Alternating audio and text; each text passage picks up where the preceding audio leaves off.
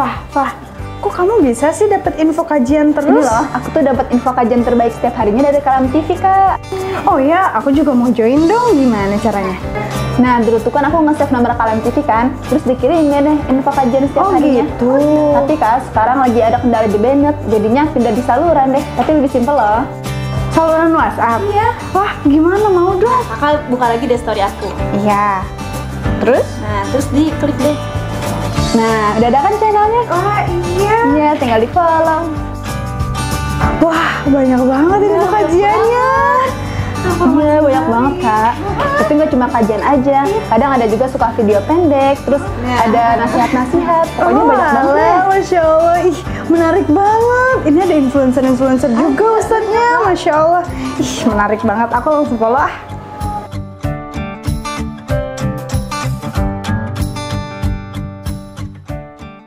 Assalamualaikum warahmatullahi wabarakatuh. Alhamdulillah wassalatu wassalamu ala Rasulillah wa alihi wa sahbihi wa man wala. Para jemaah yang dimuliakan Allah, uhibbukum jami'an fillah. Saya mencintai kalian semua karena Allah Subhanahu wa taala. Syekh Ahmad Al-Misri mengajak jamaah untuk mendukung dan membantu dan selalu menonton setia Kalam TV. Untuk selalu mendukung dan menonton insyaallah. Mudah-mudahan insyaallah Kalam TV menjadi salah satu TV yang membawa manfaat untuk banyak orang. Jangan lupa share, like, subscribe dan kirim share ke banyak teman. Mudah-mudahan insyaallah menjadi amal jariah kepada kita agar kita menyebarkan ilmu yang bermanfaat. Saya mencintai kalian semua karena Allah. Semoga Kalam TV istiqamah. Assalamualaikum warahmatullahi wabarakatuh.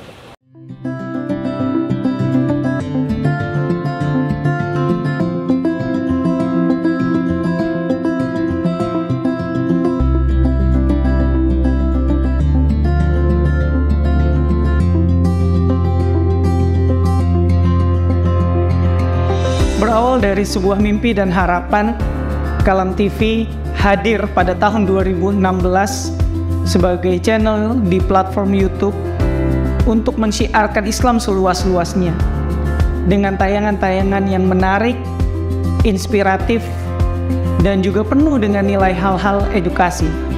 Kami membangun ini dengan kerja keras dan komitmen bersama dengan para pemuda yang juga memiliki kesadaran yang sama tentang kewajiban berdakwah.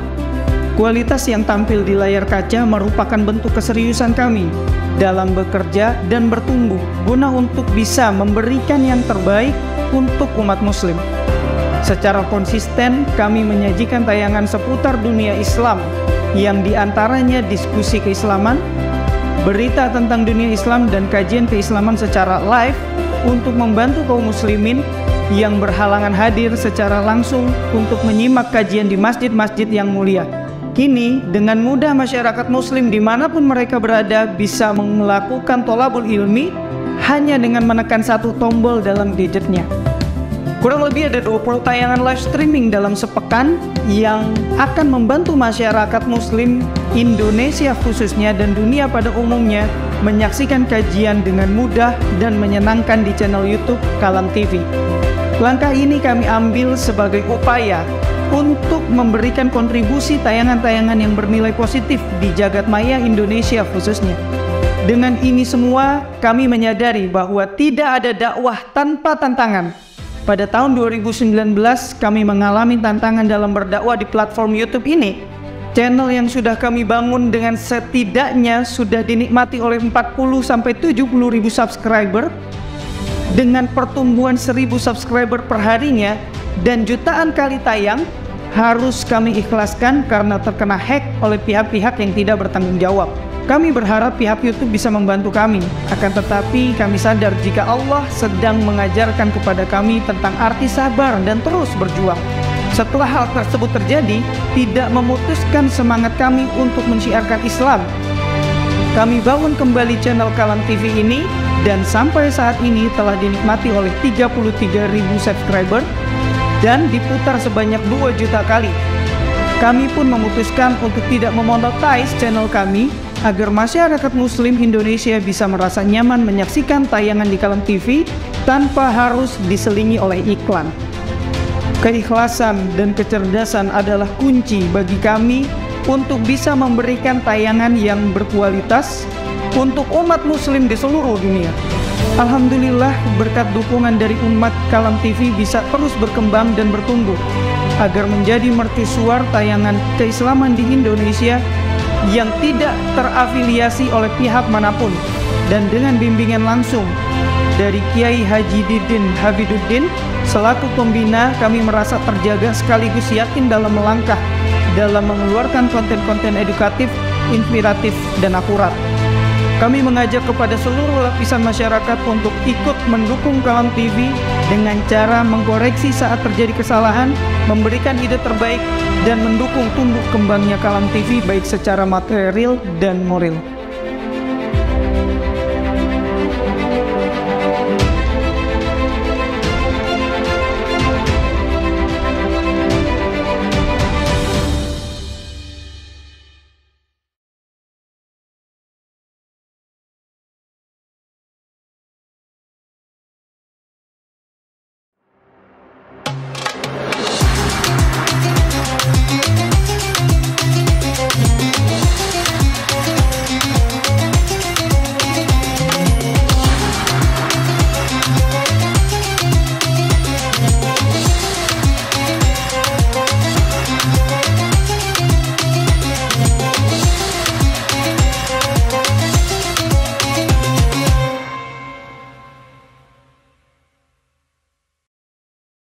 Assalamualaikum warahmatullahi wabarakatuh. Waalaikumsalam warahmatullahi wabarakatuh. Alhamdulillahirrabbilalamin. Pemirsa Kalam TV sekalian dimanapun Anda berada, Alhamdulillah pada kesempatan kali ini kita bertemu kembali dalam rangka program Syiarkan Ramadanmu di Kalam TV. Alhamdulillah di kesempatan kali ini kita kedatangan tamu yang spesial yang tentunya kita akan belajar banyak mengenai keuangan syariah. Beliau adalah Profesor Dr. Murniati Mukhlisin. Selamat datang Madam Ani. Assalamualaikum. Waalaikumsalam warahmatullahi wabarakatuh. Madam sehat, Madam? Sehat, alhamdulillah. Alhamdulillah, Masya Allah. Kita langsung akan belajar mengenai pengelolaan keuangan syariah kepada pakarnya langsung, ya, yang mana beliau merupakan Certified Financial Planner, ya, dan tentunya kita ingin tahu kenapa sih keuangan keluarga itu perlu dikelola dengan baik, ya. Baik, nah Madam, ada satu hal yang menarik, ya. Beliau ini salah satunya penulis buku Sakinah Finance. Di awal halaman pertama, beliau menyatakan bahwa sakinahnya keluarga itu tentunya diawali dengan sakinahnya dompet. Nah, sejauh ini apa bagaimana Madam ya terkait dengan sakinah dompet itu?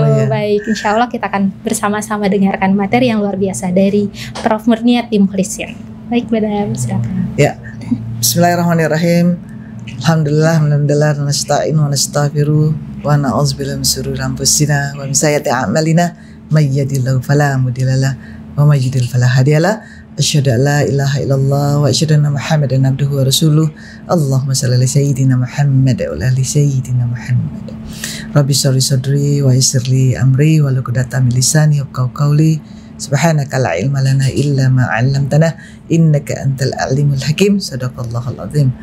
Terima kasih Teh Ayu yang sudah mengundang Madam, dan rasanya Kalam TV bukannya hal yang asing bagi kita semua ya, apalagi Madam yang selalu mendapatkan postingannya setiap hari Ahad yang dipimpin oleh gurunda kita ya, Prof. Didin.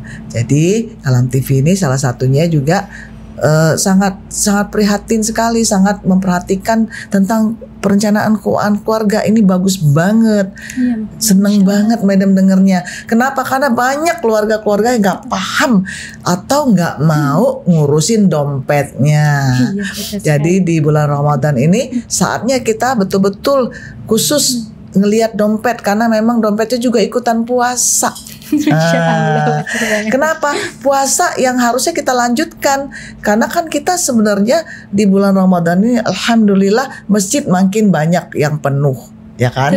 Yang i'tikaf, Masya Allah, bayi-bayi juga diajak i'tikaf. Keren banget. Ini beda banget sama 20 tahun yang lalu. Nah, yang belum kedengeran adalah memeriksa dompetnya habis-habisan ketika bulan Ramadan. Jangan sampai ada yang haram, yang syubhat yang masih ada di dalam dompet kita. Itu yang paling mudah kita untuk ngeceknya. Yang tadi disampaikan oleh Teh Ayu tadi ya. Nah, makanya ini penting kita bahas, insya Allah. Betul banget, Masya Allah ya. Apalagi sekarang tantangan zaman luar biasa ya Madam ya, digitalisasi gitu, dengan mudahnya akses kita mendapatkan akses keuangan dan lain-lain. Ini bagaimana tuh Madam caranya gitu? Iya, memang menurut survei dari Badan Pusat Statistik Indonesia tahun 2023, ternyata dengan adanya keluarga yang memakai alat telekomunikasi itu lebih lagi menjadikan mereka suka belanja. Nah, rata-rata belanjanya keluarga Indonesia dari tahun ke tahun meningkat. Tahun 2023 saja tercatat rata-rata 6,6 juta. Tahukah kota mana yang paling banyak warganya belanja? Tebak. Di mana ya Madam? Di Jakarta bukan? Jakarta. Tahukah kota mana yang paling hemat? Bukan Bogor ya. Paling hemat. Ya. Di mana ya di? Nah, ternyata daerah Nusa Tenggara Barat. Baik itu di perkotaan mau di pendesaannya termasuk yang paling hemat. Oke. Ya. Nah, apakah mereka tidak masuk teknologi? Oh, masuk. Atau karena banyaknya masjid, karena terkenal pulau itu dengan pulau 1000 masjid.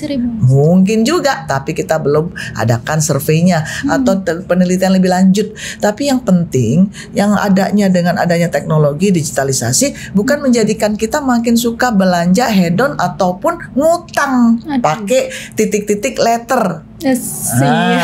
Udah banget. Kenapa? Sekarang. Karena si pay letter aja sebut aja dah. Nah, ini ternyata diatur oleh OJK supaya orang yang punya gaji 3 juta minimalnya baru boleh pakai pay letter. Padahal Madam kurang setuju. Kenapa? 3 juta itu kalau gajinya 3 juta, mohon maaf masih tergolong mustahik.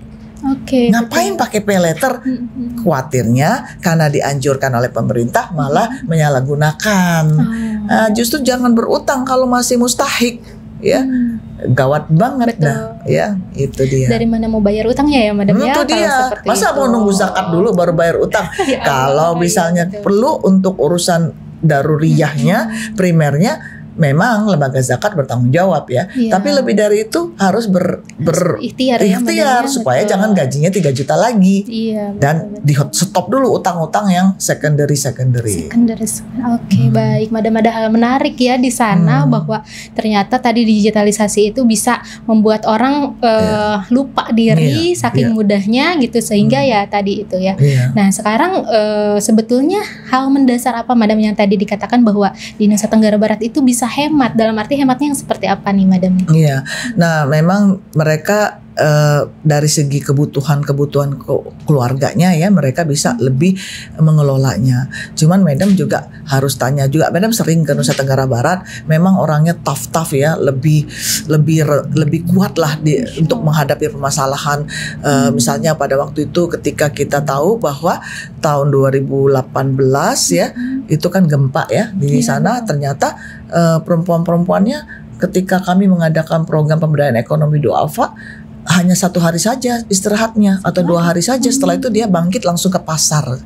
Keren nggak? Padahal rumahnya udah setengah miring atau sudah miring, tapi tetap langsung cicilan utangnya tetap mereka ikhtiarkan. Nah, jadi mereka memang sangat-sangat tangguh. Sangat-sangat. Itu salah satu ciri. Betul. Dan mungkin salah satunya mengetahui ilmu bagaimana mengelola keuangan ini ya Madam ya. Mudah-mudahan ya, karena Madam sempat juga memberikan pencerahan bagaimana pengelolaan keuangan kepada masyarakat dengan ekonomi rendah.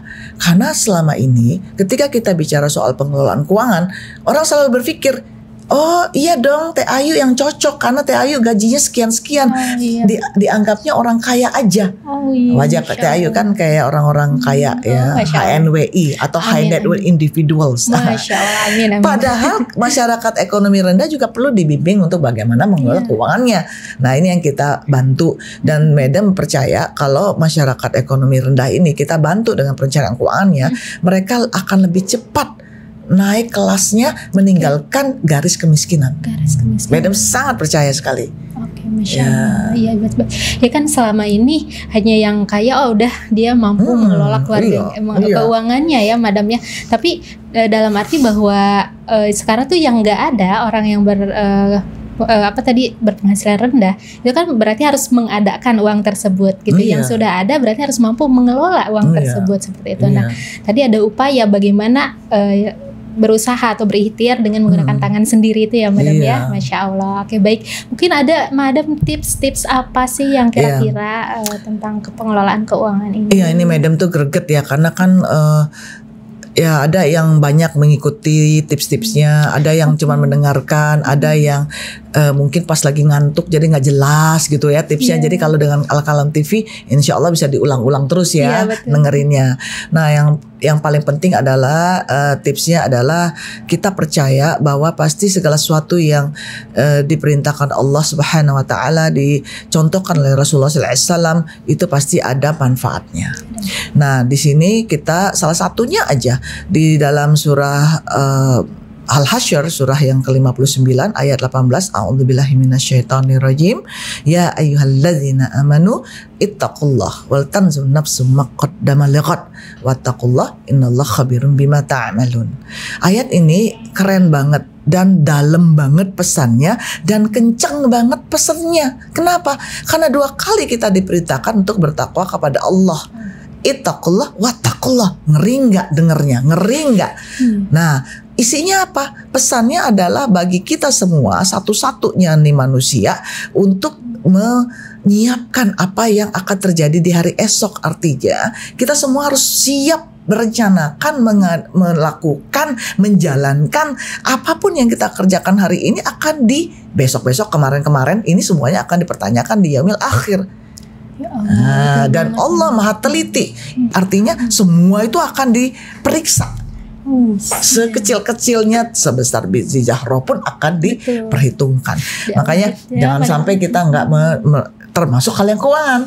Karena di hal keuangan ini memang kita diperintahkan juga untuk rapi-rapi dalam semua urusan. Nah, misalnya di surah As-Saff ayat ke-4 kita pasti tahu semua bahwa kita diperintahkan, disebut Allah dengan kata-kata yang cantik di awalnya, yaitu disebutnya kita orang-orang yang beriman. Jadi Allah memang menyukai orang-orang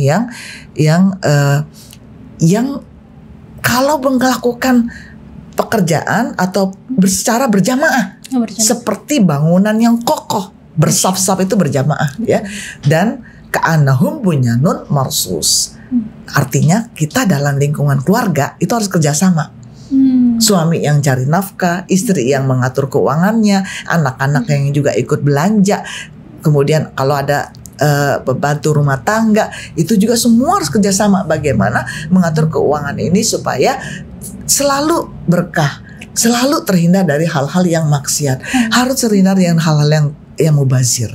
Nah, kemudian di hadis yang ada satu hadis juga Allah menyukai orang-orang yang kalau melakukan pekerjaan ya itu dengan sebaik-baiknya, an yudkinahu. Nah, jadi kata-kata kunci di situ adalah menjadikan kita di dalam hadis yang diriwayatkan Imam Tabrani ini, bahwa Allah menyukai, innallaha yuhibbu idza amila ahadukum amalan an yudkinahu, atau itqan. Kalau misalnya ada yang bilang kita harus pakai konsep itqan nih, dalam keluarga juga begitu. Nah, maka dari itu keluarga perlu menyiapkan catatannya, rapat anggaran. Masya Allah, ada rapat anggaran. Iya. Nah, ini memang melakukan dalam keluarga, bukan cuma ngomong-ngomong doang ya.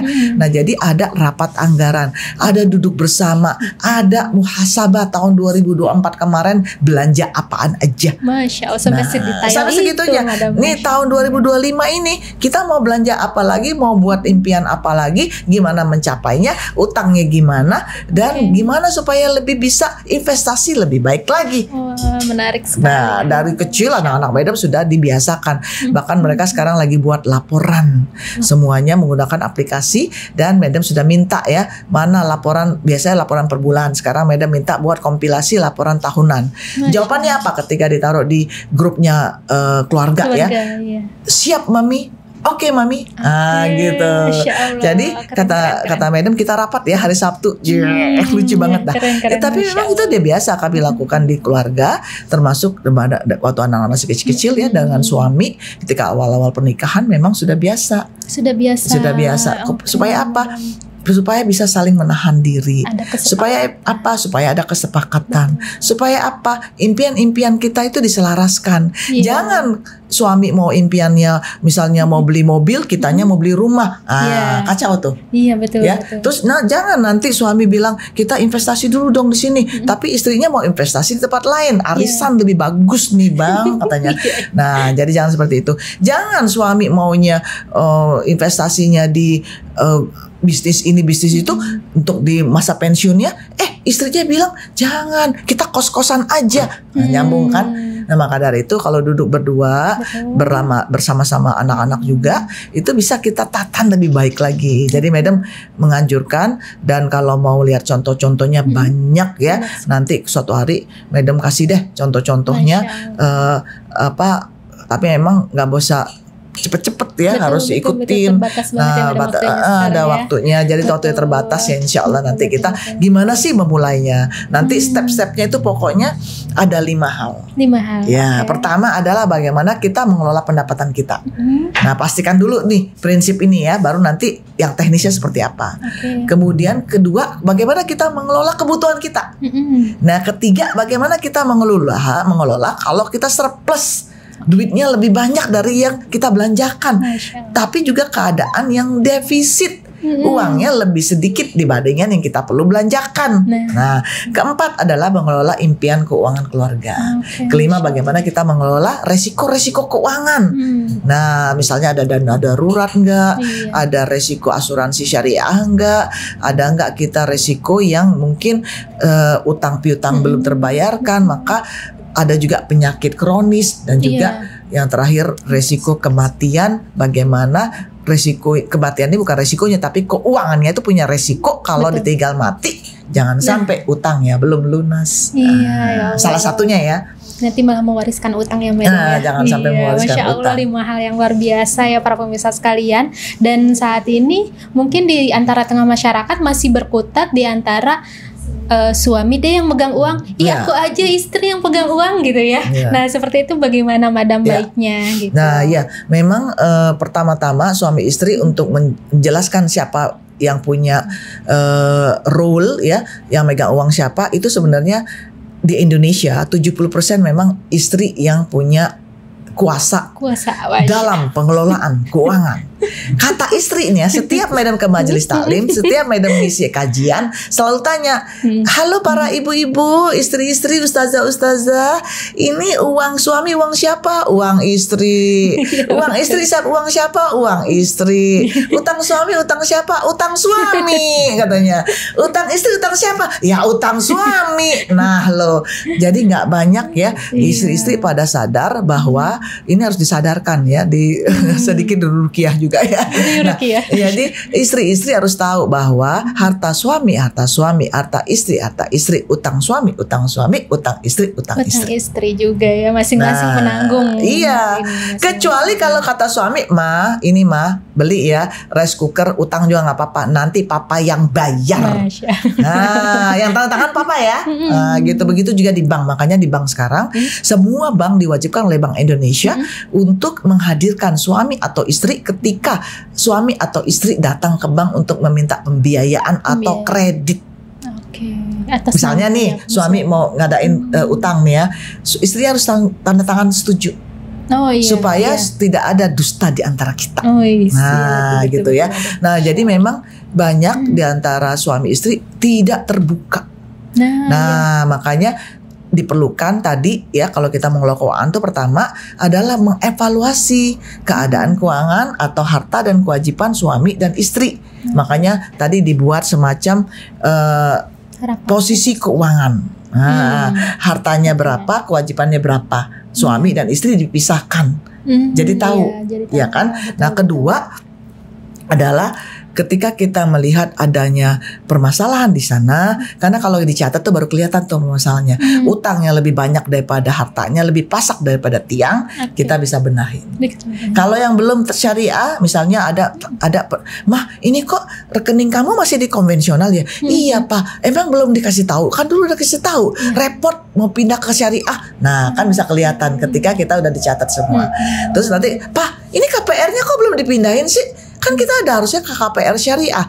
Ketahuan. Yang seremnya apalagi bulan Ramadan ini, Papa ternyata zakatnya belum dibayar deh. Lah, bukannya dulu dibilang mama yang bayar, kan mama yang ngurusin semuanya. Nah, kan zakat urusannya masing-masing.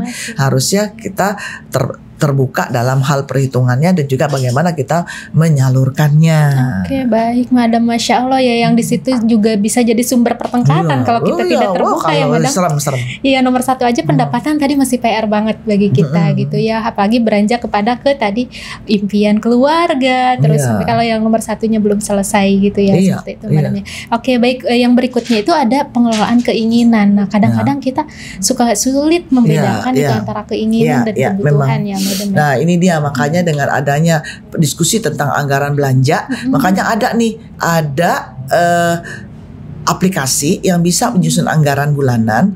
Nah, nanti kita belanjanya tiap hari kita potong anggarannya, jadi kelihatan yang mana anggarannya kurang, mana anggarannya lebih, dan jangan sampai anggaran yang untuk sekunder lebih banyak, padahal nggak perlu, sedangkan yang daruriyah belum terpenuhi.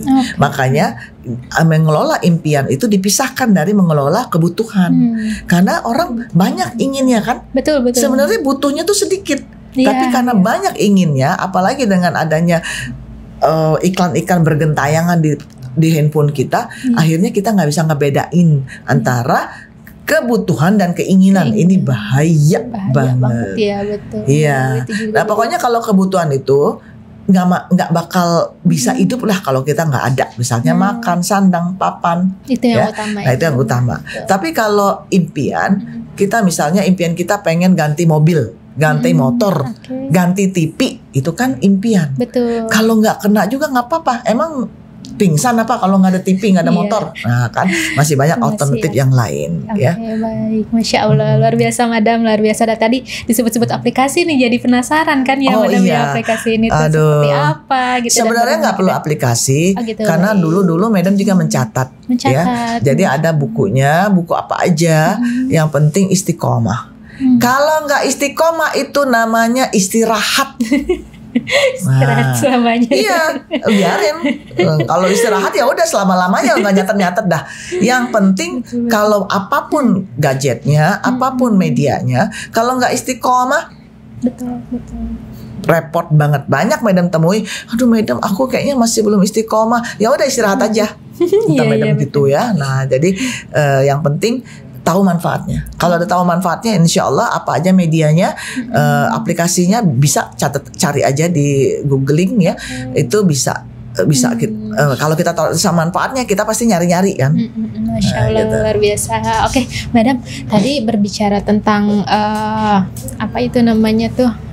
Sekarang ya, saat ini di bulan Ramadan itu kan harga-harga itu serba naik. Dan mungkin itu menjadi salah satu yang buat pusing gitu di dalam keluarga ya, salah satunya. Nah, bagaimana caranya mensiasati pengeluaran kita, apalagi di bulan Ramadan itu kita tahu bahwa tadi harganya tinggi, kemudian belanjanya juga harusnya kan menahan itu, puasa itu menahan, sementara belanjanya jauh lebih banyak gitu. Dan baiknya secara syariah pengelolaan keuangannya itu seperti apa menurut Madam? Ya, jadi memang kita harus sesuaikan dengan pendapatan kita, pendapatan suami. Kalau ada pendapatan istri digabung, nanti kita bisa sepakati pendapatan istri yang mana yang istrinya ikhlas, karena itu termasuk memang tidak ada kewajiban untuk istri memenuhi kebutuhan rumah tangga. Tapi karena izin bekerjanya, izin berbisnisnya itu dari suami, maka suami boleh-boleh saja meminta, tolong dong bantuin ini untuk bayar SPP anak, tolong dong bantuin untuk lebaran, tolong dong bantuin, boleh-boleh saja. Dan istri sifatnya memang sedekah. Ya. Nah, setelah digabung gaji suami dan istri, kita pastikan 10% untuk zakat minimal ya, infak, sedekah, termasuk ngirim ke orang tua. Ini minimal. Kemudian 30% untuk cicilan utang. Misalnya gaji suami istri 10 juta. Cicilan utangnya nggak boleh lebih dari 3 juta. 30% maksimal ya. Ada yang bilang 35%, 3,5 juta. Ya pokoknya sekitar itu. Dan usahakan yang produktif utangnya, jangan yang konsumtif. Apa bedanya? Kalau konsumtif utangnya itu berarti makan. Oke. Jadi Tapi habis. kalau produktif, motor, mobil, rumah itu produktif. Produktif. Ya, Karena yang bisa dijual, yang bisa punya manfaat lebih. Kalau makan baju kan nggak produktif, habis aja gitu. Iya. Ya, nah kemudian 10% untuk investasi. Mohon maaf, jangan sebut tabungan. Oh, investasi. Tabungan sama investasi beda besar. Beda besar. Kalau tabungan waktu kecil-kecil dulu ya, nabung di simpanan nasional, apalagi simpedes, simpanan pedesaan. Ya dulu deh yang waktu awal-awalnya Indonesia merdeka gitu ya. Sekarang kan udah jauh banget ya. Nah, makanya perlulah kita berorientasikan investasi. Kenapa? Supaya banyak hasilnya. Pastinya investasinya yang sesuai syariah Yang sesuai ya. syariah. Kemudian 10% adalah yang kita akumulasi untuk asuransi syariah. Salah satunya BPJS-nya jangan sampai nggak nyicil atau lupa. Dan asuransi kesehatan yang lain kalau diperlukan untuk orang tua, atau asuransi untuk pendidikan anak yang sesuai syariah, atau asuransi jiwa yang sesuai syariah, asuransi kebakaran, asuransi mobil. Oke, baik. Nah, itu 10% minimal. Nah, yang terakhir ya, belanjanya maksimal 40% ya. Jadi kalau misalnya kita gajian, kan kalau belanja itu kan ke mall ya. Iya. Kalau yang pertama tadi kita kemana? Ke itu. Baitul Mal, bukan ke Baitul Mall dulu. Baitul Mal, Jangan betul, ke betul, bolak ya hadirin. Nah, banyakan apalagi ketika masa-masanya iktikaf. Nah, Banyak kan soft setelah sholat maghrib buka puasa bersama itu kabur kemana? Ke Baitul Mal semuanya. Salah, ke Baitul Mall. Ya, ada sih yang banyak yang baik ya ke Baitul Mall, tetap zakat fitrahnya ya, karena sudah mendekati 1 Syawal. Nah, bagusnya memang semuanya setiap hari kita biasakan ke Baitul Mal dulu baru ke Baitul Mall ya, supaya kita nggak terhabiskan dengan belanjaan. Apalagi kita sekarang Baitul Mallnya dua-duanya ini ada di online. Yang mana duluan dibuka? Ayo, aplikasinya atau websitenya zakat online, sedekah online, infak online, atau toko Tanah Abang online. Apalagi marketplace online. Itu banyak banget godaannya, apalagi TikTok sama live selling.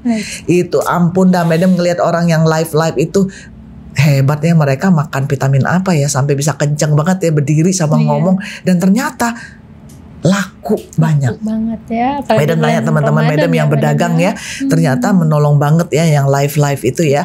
Nah, jadi suatu hari juga Al-Qalam supaya bisa menarik lagi perhatian orang yang ini di live kan aja bahwa Al-Qalam ini begini nih gitu kan, dipotong-potong 1 menit ya, disebarkan di TikTok. Ternyata bukan media sosial lainnya ya. Ini membantu.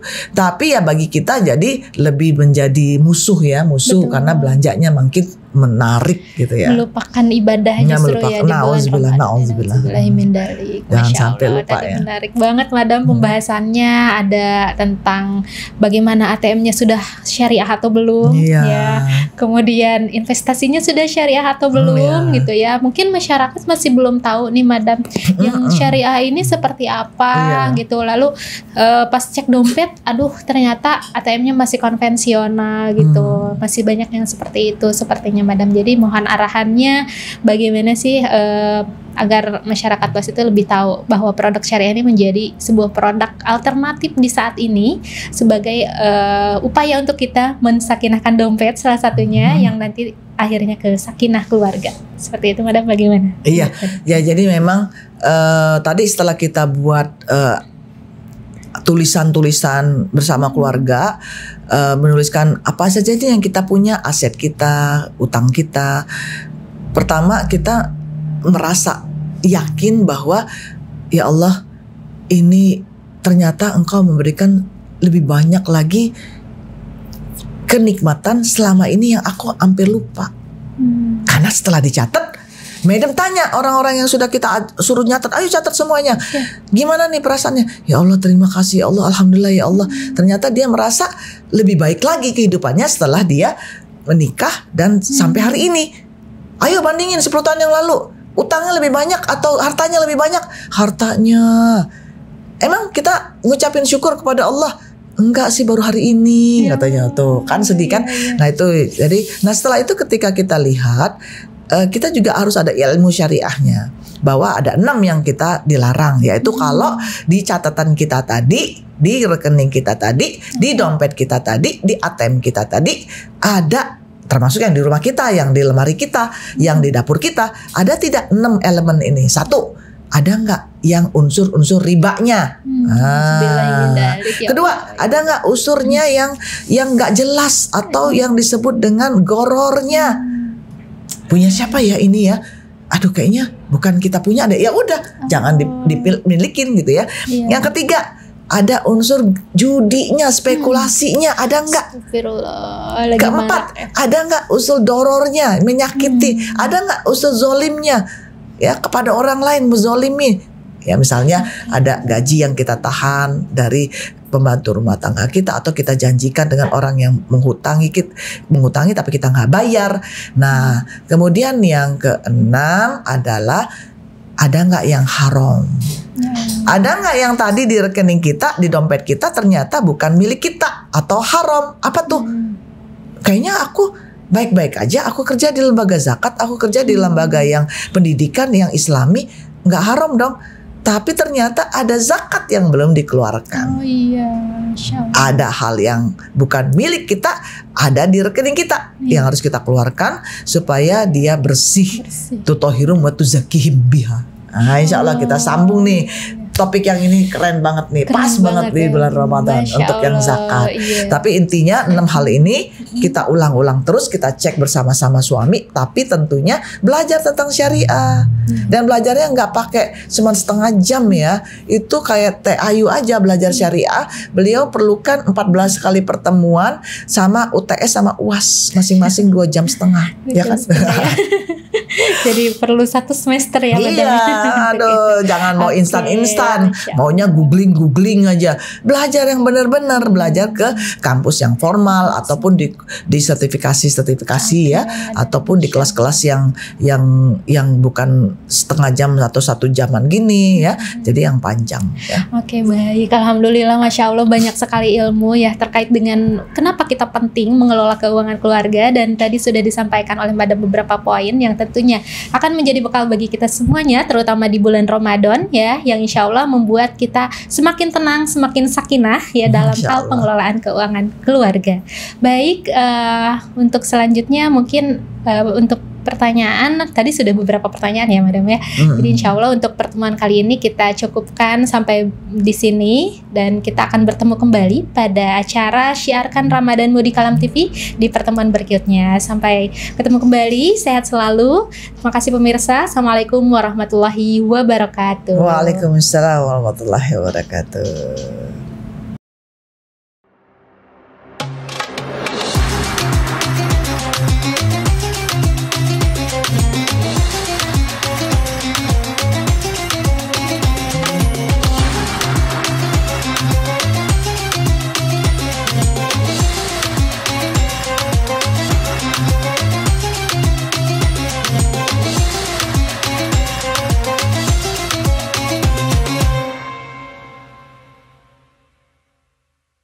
Assalamualaikum warahmatullahi wabarakatuh. Alhamdulillah wassalatu wassalamu ala Rasulillah wa alihi wa sahbihi wa man wala. Para jemaah yang dimuliakan Allah, uhibbukum jami'an fillah. Saya mencintai kalian langsung karena Allah Subhanahu wa taala. Syekh Ahmad Al-Misri mengajak jamaah untuk mendukung dan membantu dan selalu menonton Setia Kalam TV, untuk selalu mendukung dan menonton insyaallah. Mudah-mudahan insyaallah Kalam TV menjadi salah satu TV yang membawa manfaat untuk banyak orang. Jangan lupa share, like, subscribe dan kirim share ke banyak teman. Mudah-mudahan insyaallah menjadi amal jariah kepada kita agar kita menyebarkan ilmu yang bermanfaat. Saya mencintai kalian semua karena Allah. Semoga Kalam TV istiqamah. Assalamualaikum warahmatullahi wabarakatuh. Allahumma salli ala sayyidina Muhammad wa ashghilil zalimin bil zalimin wa akhrijna min bainihim salimin wa ala alihi wa وصحبه أجمعين. اللهم صل على سيدنا محمد وأشغل الظالمين بالظالمين وأخرجنا من بينهم سالمين. وعلى آله وصحبه أجمعين. اللهم صل على سيدنا محمد وأشغل الظالمين بالظالمين وأخرجنا من بينهم سالمين. وعلى آله وصحبه أجمعين. اللهم صل على سيدنا محمد وأشغل الظالمين بالظالمين وأخرجنا من بينهم سالمين. وعلى آله وصحبه أجمعين.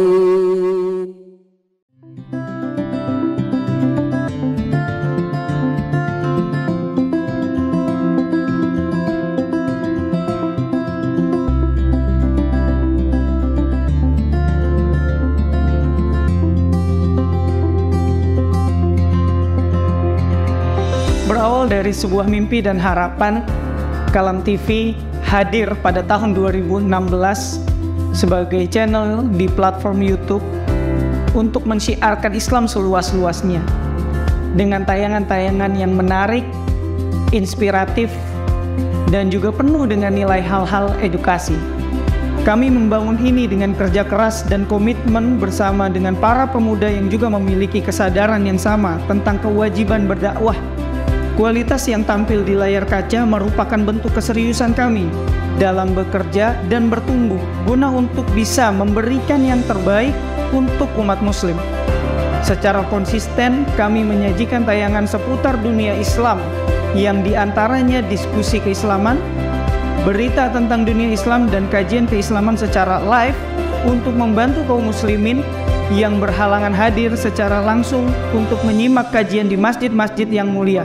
Kini, dengan mudah masyarakat muslim dimanapun mereka berada bisa melakukan tholabul ilmi hanya dengan menekan satu tombol dalam gadgetnya.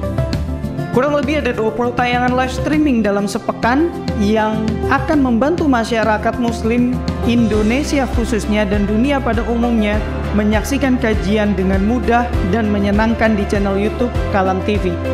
Langkah ini kami ambil sebagai upaya untuk memberikan kontribusi tayangan-tayangan yang bernilai positif di jagat maya Indonesia khususnya. Dengan ini semua, kami menyadari bahwa tidak ada dakwah tanpa tantangan. Pada tahun 2019, kami mengalami tantangan dalam berdakwah di platform YouTube ini.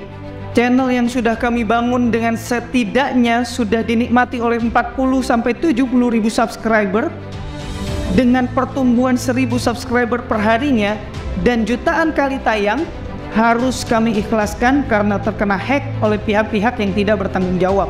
Kami berharap pihak YouTube bisa membantu kami, akan tetapi kami sadar jika Allah sedang mengajarkan kepada kami tentang arti sabar dan terus berjuang. Setelah hal tersebut terjadi, tidak memutuskan semangat kami untuk mensyiarkan Islam. Kami bangun kembali channel Kalam TV ini dan sampai saat ini telah dinikmati oleh 33.000 subscriber dan diputar sebanyak 2 juta kali. Kami pun memutuskan untuk tidak memonetize channel kami agar masyarakat muslim Indonesia bisa merasa nyaman menyaksikan tayangan di Kalam TV tanpa harus diselingi oleh iklan. Keikhlasan dan kecerdasan adalah kunci bagi kami untuk bisa memberikan tayangan yang berkualitas untuk umat muslim di seluruh dunia. Alhamdulillah, berkat dukungan dari umat, Kalam TV bisa terus berkembang dan bertumbuh agar menjadi mercusuar tayangan keislaman di Indonesia yang tidak terafiliasi oleh pihak manapun, dan dengan bimbingan langsung dari Kiai Haji Didin Habiduddin selaku pembina, kami merasa terjaga sekaligus yakin dalam melangkah dalam mengeluarkan konten-konten edukatif, inspiratif, dan akurat. Kami mengajak kepada seluruh lapisan masyarakat untuk ikut mendukung Kalam TV dengan cara mengkoreksi saat terjadi kesalahan, memberikan ide terbaik, dan mendukung tumbuh kembangnya Kalam TV baik secara material dan moral.